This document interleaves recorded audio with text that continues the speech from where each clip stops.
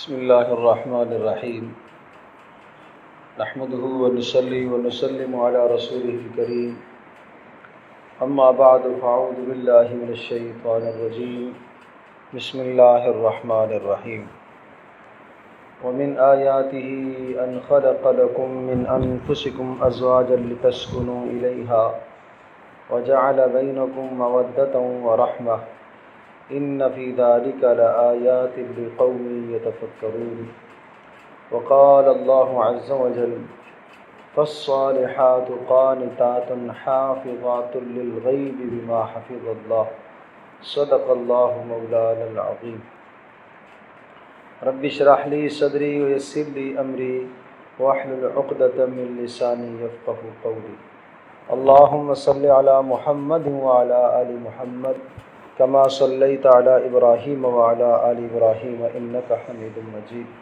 اللهم بارك على محمد وعلى آل محمد كما باركت على إبراهيم وعلى آل إبراهيم إنك حميد مجيد۔ گزشتہ ہفتے جو عنوان بیان کیا گیا تھا اسی عنوان کو آگے بڑھاتے ہوئے مزید چند باتیں عرض کرتا ہوں۔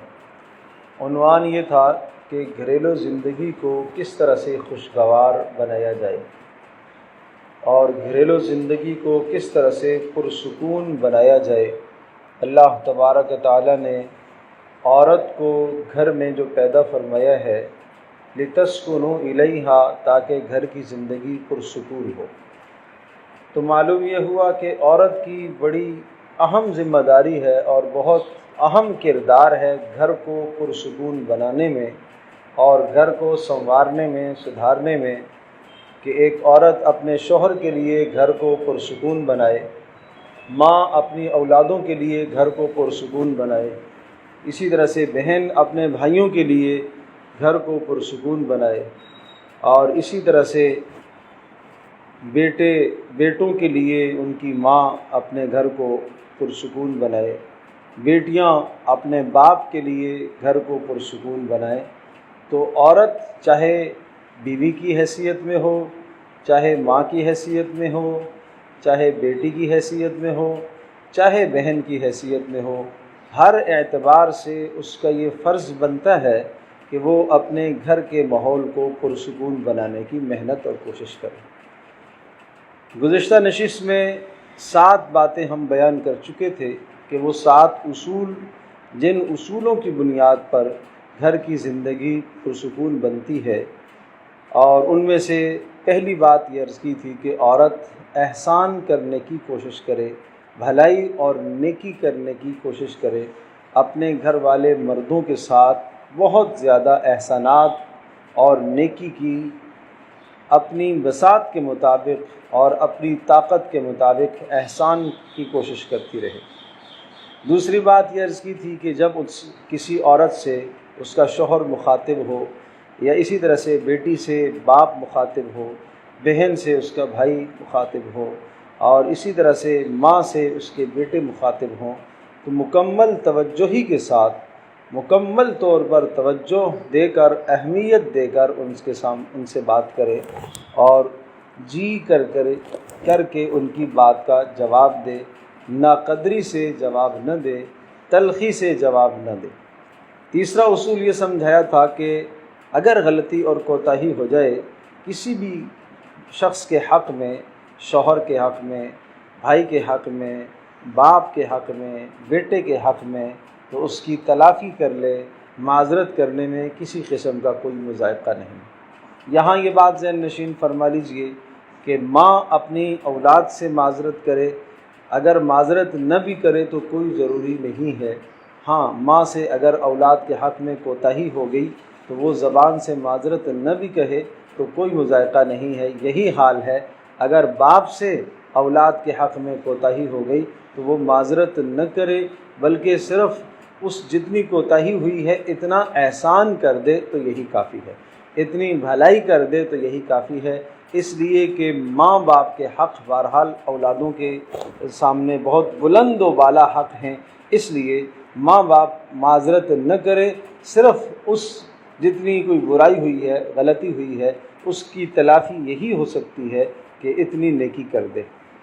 اور چوتھا اصول عرض کیا تھا کہ خاموشی اختیار کرے، اگر سامنے کسی کو غصہ آ گیا ہے تو غصے کا جواب غصے سے نہ دے بلکہ خاموشی اختیار کرے۔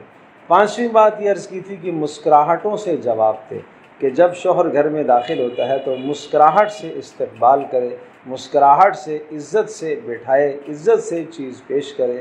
اور چھٹی بات یہ عرض کی تھی کہ جب گھر والوں کی جانب سے کوئی احسان اور کوئی بھلائی اور نیکی آئے تو اس کے بدلے میں شکر ادا کرنا اپنا معمول بنائیں، جزاکم اللہ خیرہ کہنا اپنا معمول بنائیں۔ اور ساتویں بات یہ عرض کی تھی کہ اگر کبھی اس گھر کی زندگی میں غصہ آ جائے سامنے کسی کو تو غصے پر قابو پا لے، صبر کر لیں، انشاءاللہ ان اصولوں کی بدولت گھر کی زندگی پرسکون بنے گی۔ یہ 7 باتیں تو گزشتہ نشست میں ہم عرض کر چکے تھے۔ آج کی نشست میں جو 8ویں بات مجھے عرض کرنی ہے وہ ہے رازدانی۔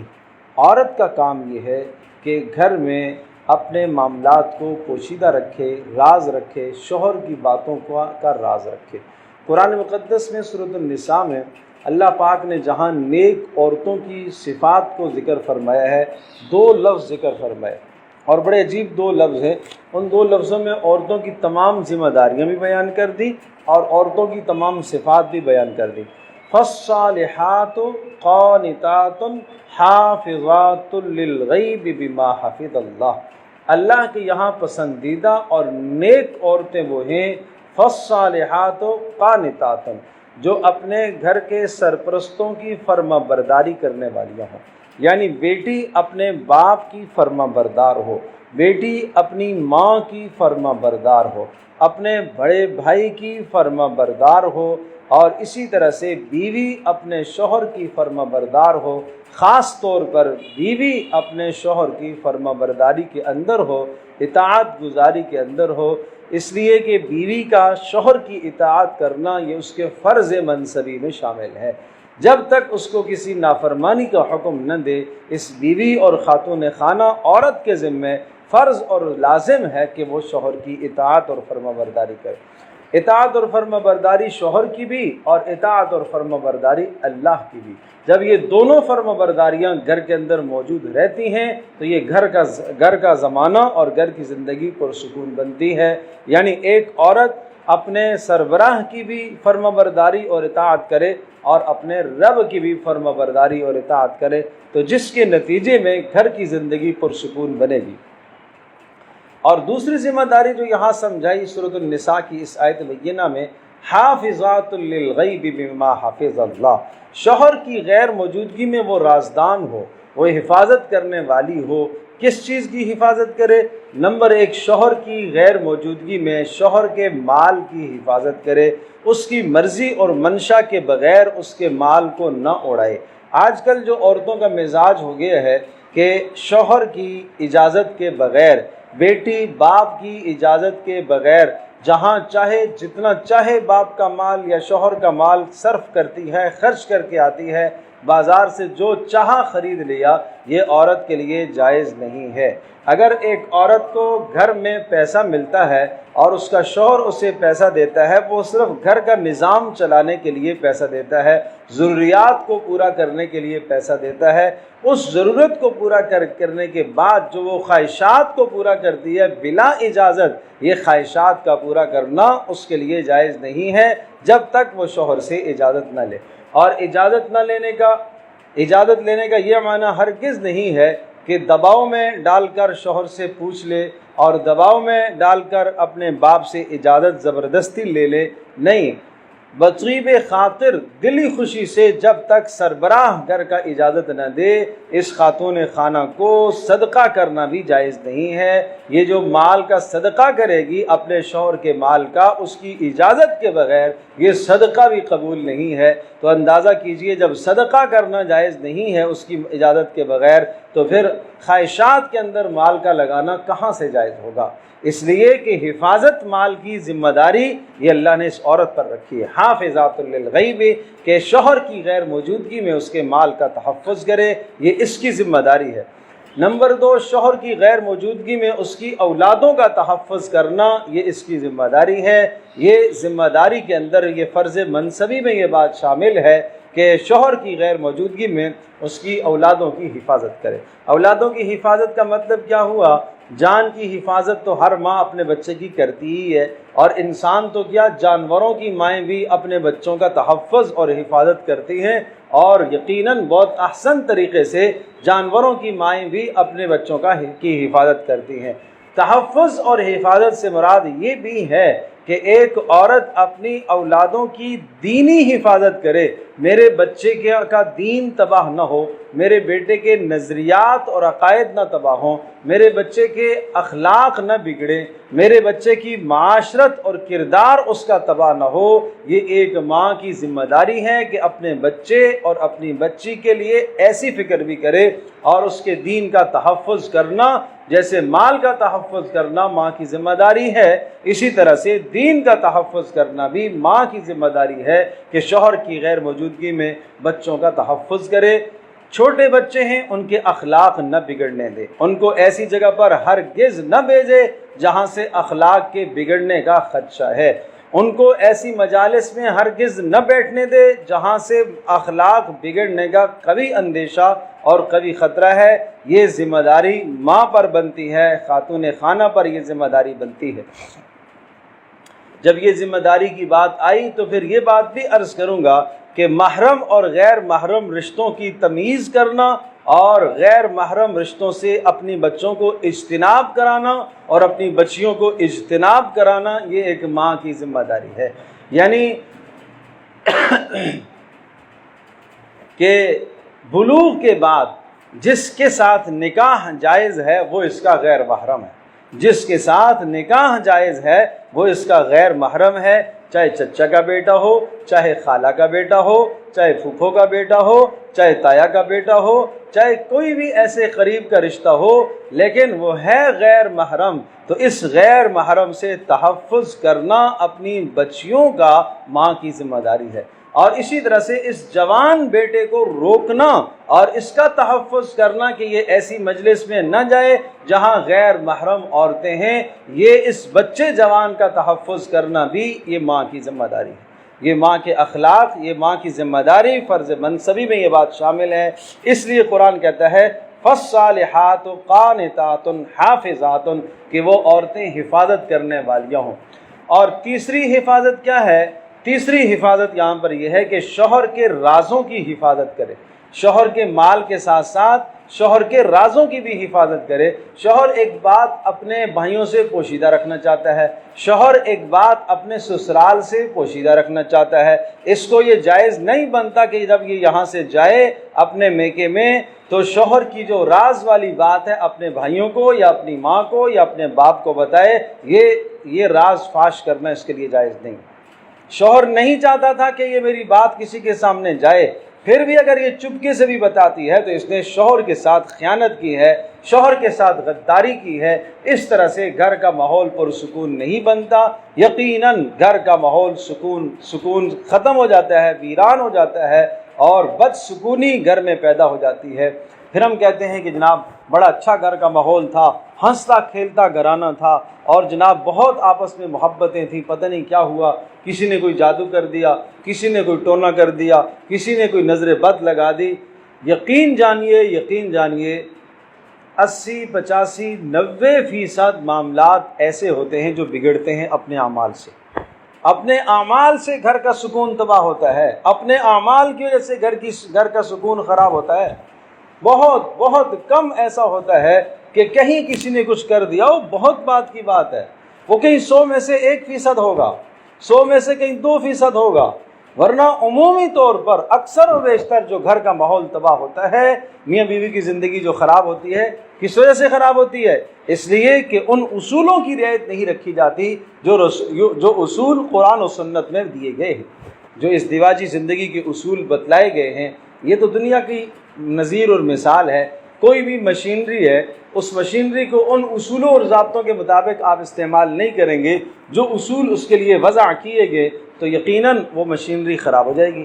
بالکل یہ گھر کی ازدواجی زندگی ایک مشینری کی طرح ہے، اللہ پاک نے بنایا ہے، ان کو بنانے والا اللہ، میاں بیوی کو پیدا کرنے والا اللہ ہے، اور ان کے درمیان میں نسبتوں کو جوڑنے والا بھی اللہ ہے، اور اسی طرح سے نسبتیں جوڑنے والا جب اللہ ہے تو محبتیں ڈالنے والا بھی اللہ ہے۔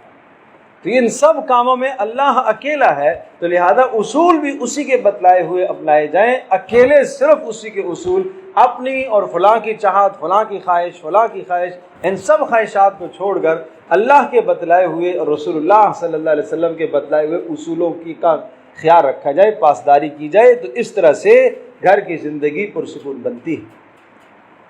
تو ان دو لفظوں میں عورتوں کی ذمہ داریاں سمجھائی ہیں، فالصالحات قانتات حافظات للغیب بما حفظ اللہ۔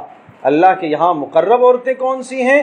فرمایا وہ اطاعت گزار ہوں، اپنے سرپرستوں کی، اپنے سربراہوں کی فرما بردار ہوتی ہیں، اللہ کی بھی فرما بردار ہوتی ہیں، اور ان کی غیر موجودگی میں حفاظت کرتی ہیں، کس کی؟ ان کے مال کی، اور اسی طرح سے ان کی اولاد کی، اور اسی طرح سے ان کے رازوں کی، اور اسی طرح سے ان کی عزت کی۔ ان کی عزت کا تحفظ معنی یہ اپنی ذات کا تحفظ۔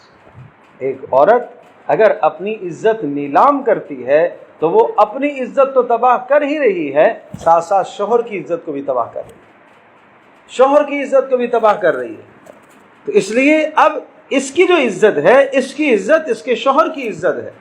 اب یہ اگر اپنی عزت کو نیلام کرتی ہے، عزت کو تباہ کرتی ہے، اور اس کے کسی غیر جگہ پر تعلقات ہیں اور ناجائز کوئی اس قسم کا عمل کرتی ہے، تو یہ ہرگز یہ نہ سوچے کہ نہیں اس میں میرا کیا ہے، نہیں، یہ اپنا بھی نقصان کر رہی ہے، خاندان کا بھی نقصان کر رہی ہے، اور اسی طرح سے اپنے شوہر کا بھی نقصان کر رہی ہے، سب کی عزتوں کو پامال کر رہی ہے۔ اور اس کے لیے میں ایک واقعہ سنایا کرتا ہوں، اور وہ واقعہ حضرت مریم علیہ السلام، کیا عجیب اللہ پاک نے قرآن میں کس انداز سے قوم کا واویلا ذکر کیا ہے۔ حضرت مریم اللہ تبارک تعالیٰ کی قدرت سے، اللہ کے فیصلے سے، اللہ کے ارادے سے، اللہ کی مشیت سے عیسیٰ علیہ السلام پیدا ہوئے، اور بغیر سبب اور اسباب کے اللہ پاک نے عیسیٰ علیہ السلام کو پیدا فرمایا۔ حضرت عیسیٰ علیہ السلام کی ماں کا نام مریم ہے، مریم بنت عمران کی بیٹی ہیں، مریم ان کا نام ہے، شادی تو انہوں نے کی نہیں۔ حضرت جبریل علیہ السلام تشریف لائے، اور جبریل علیہ السلام نے گریبان کے اندر پھونکا، اس پھونکنے کے نتیجے میں حضرت عیسیٰ علیہ السلام پیٹ میں ایک دم سے موجود ہو گئے، اور ایک دم سے موجود ہو گئے، اور یہ جو طویل زمانہ ہے 8 ماہ 9 ماہ کی مدت، یہ آنن فانن طے ہو گئی، اس لیے کہ یہ سارے نظام کیا تھے؟ اسباب کے بغیر تھے۔ تو قرآن نے سورہ مریم کے اندر اس نقشے کو جہاں ذکر کیا ہے، آپ اندازہ کیجیے کہ یہ معاملہ کس قدر حساس ہوتا ہے، کس قدر حساس ہوتا ہے۔ قرآن مقدس میں فَأَتَتْ بِهِ قَوْمَهَا تَحْمِلُ قَالُوا يَا مَرْيَمُ لَقَدْ جِئْتِ شَيْئًا فَرِيًّا فَنَادَاهَا مِن تَحْتِهَا أَلَّا تَحْزَنِي قَدْ جَعَلَ رَبُّكِ تَحْتَكِ سَرِيًّا وَهُزِّي إِلَيْكِ بِجِذْعِ النَّخْلَةِ تُسَاقِطْ عَلَيْكِ رُطَبًا جَنِيًّا فَكُلِي وَاشْرَبِي وَقَرِّي عَيْنًا فَإِمَّا تَرَيِنَّ مِنَ الْبَشَرِ أَحَدًا فَقُولِي إِنِّي نَذَرْتُ لِلرَّحْمَنِ صَوْمًا فَلَنْ أُكَلِّمَ الْيَوْمَ إِنسِيًّا۔ اللہ پاک نے یہ فیصلہ کرنا تھا، جب یہ فیصلہ ہو گیا تو فَأَجَاءَ الْمَخَاضُ إِلَى جِذْعِ النَّخْلَةِ، جب درد اور تکلیف میں مبتلا ہوئی حضرت مریم، جو بچے کی ولادت میں ایک عورت کو تکلیف ہوتی ہے، تو ایک کھجور کی تنے کے پاس آئی، اور کیا الفاظ تھے، دیکھو عزت مند خاتون کیا کہتی ہے، قالت یا لیتنی مت قبل ھذا وکنت نسیا منسیا، ہائے کاش میں آج کے دن سے پہلے ہی مر جاتی۔ پتہ ہے ملائکہ کا کلام، جبریل کا کلام سنا، پتہ ہے یہ اللہ کی طرف سے ہے، پتہ ہے یہ اللہ پاک کی طرف سے ایک نشانی ہے، پتہ ہے یہ اللہ کا نظام ہے۔ تو جب اللہ کا نظام ہے تو اس وقت براءت اور صفائی بھی اللہ ہی پیدا کرے گا، لیکن فطرتاً ایک غم لاحق ہوا کہ اب کیا ہو۔ تو یا لیتنی مت قبل ھذا وکنت نسیا منسیا، ہائے کاش میں آج سے پہلے مر جاتی اور بھولی بسری ہوتی، میرا نام و نشان نہ ہوتا، میرا نام و نشان نہ ہوتا۔ فنادا، پھر اللہ تبارک تعالیٰ سے یہ ندا آئی، اللہ کی طرف سے آواز آئی، اللہ تحزنی، آپ غم نہ کیجیے، اس غم کا ازالہ ہم کریں گے، آپ کی اس پریشانی کا ازالہ ہم کریں گے۔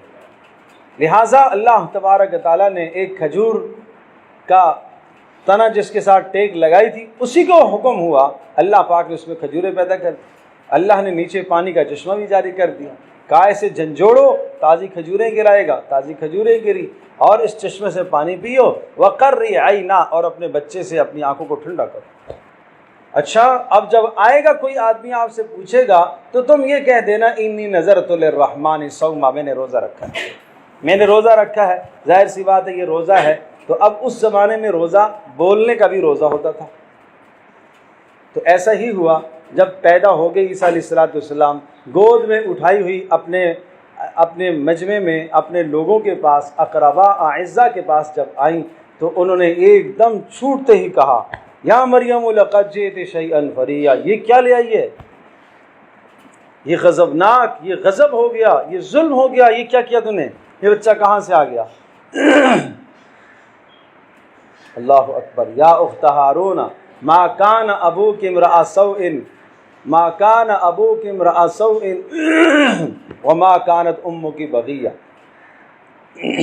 3 لفظ قرآن استعمال کرتا ہے۔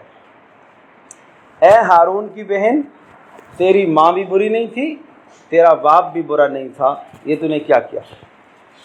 شادی تو کی نہیں ہے، اولاد تو تھی نہیں، شادی تو ہوئی نہیں ہے، شوہر تو تھا نہیں، تو لہٰذا ایک عورت کی نسبت 3 افراد کی طرف کی ہے، کس کی طرف؟ بھائی کی طرف، ماں کی طرف، باپ کی طرف۔ تو معنی یہ ہوا، اشارہ اس بات کی طرف ہوا کہ ایک عورت کی اگر عزت نیلام ہوتی ہے تو وہ اپنی اکیلے عزت نیلام نہیں کرتی، اس کے بھائی کی بھی عزت نیلام ہو گئی، اس کی ماں کی بھی اور اس کے باپ کی۔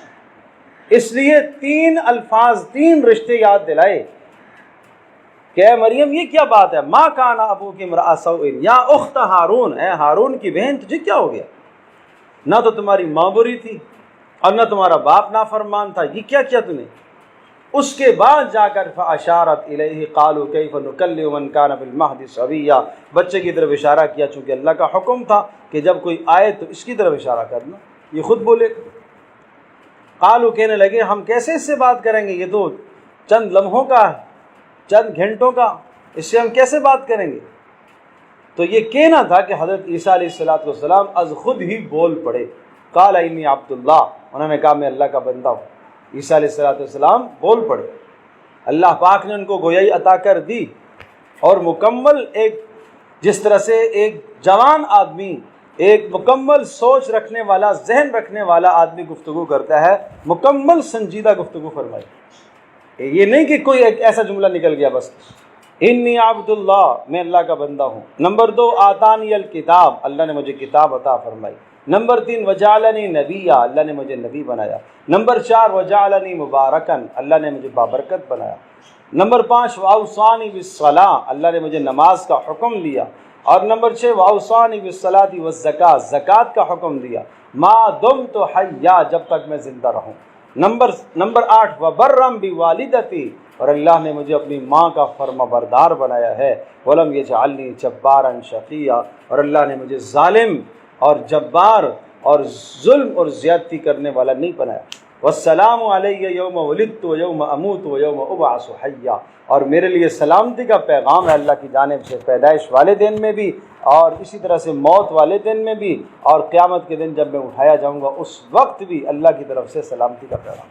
یہ 10 کلمے ہیں، 10 جملے حضرت عیسیٰ علیہ السلام نے اس موقع پر بولے اپنی ماں کی صفائی دینے کے لیے۔ اللہ اکبر۔ تو ایک خاتون کی عزت کس قدر اللہ کے یہاں محترم ہے کہ اللہ تبارک تعالیٰ نے صفائی دینے کا انتظام از خود فرمایا، صفائی دینے کا انتظام اللہ پاک نے غیب سے فرمایا، صفائی دینے کا انتظام اللہ پاک نے بغیر اسباب کے فرمایا کہ ایک بچہ سبب کے دائرے میں تو وہ نہیں بولتا، لیکن اس بچے سے سارا کلام کہلوایا اور اللہ پاک نے بلوایا۔ تو بعد میں یہ عرض کر رہا تھا کہ یہ بہرحال یہ رازوں کی حفاظت کرنا اور اپنی عزت کی حفاظت کرنا یہ عورت کی ذمہ داریوں میں یہ بات شامل ہے، لہٰذا اس بات کا اجتناب کیا جائے۔ حدیث پاک میں صاف صاف منع کیا ہے اس مرد کو گھر میں داخل ہونا اور اس مرد کا جس کا داخلہ شوہر کو اچھا نہ لگتا ہو، عورت کو یہ جائز نہیں ہے کہ اس مرد کو اپنے گھر میں داخل ہو۔ شوہر کے بستر پر بٹھانا بھی جائز نہیں ہے اس کو۔ کیا یہ واقعہ آپ نے نہیں سنا؟ رسول اللہ صلی اللہ تعالیٰ علیہ وسلم جب مدینہ طیبہ میں تھے اور آپ علیہ الصلوۃ والسلام کی زوجہ محترمہ حضرت ام حبیبہ رضی اللہ تعالیٰ عنہا، یہ کون تھی؟ یہ ابو سفیان بن حرب کی بیٹی ہے۔ ابو سفیان کون؟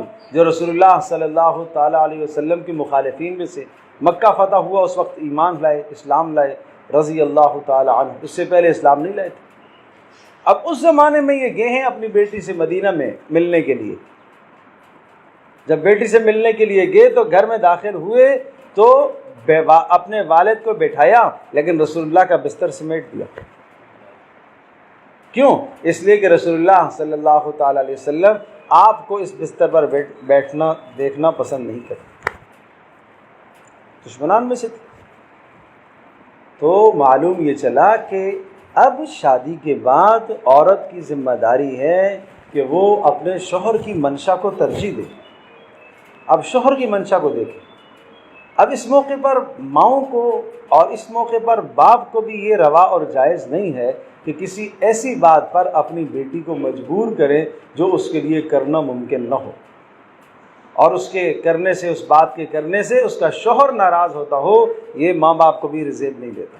وہ نہ مجبور کرے، وہ بلانے پر مجبور نہ کرے، وہ آنے پر مجبور نہ کرے۔ تو ان تمام باتوں کی رعایت رکھیں۔ نمبر 9، باہمی رفاقت۔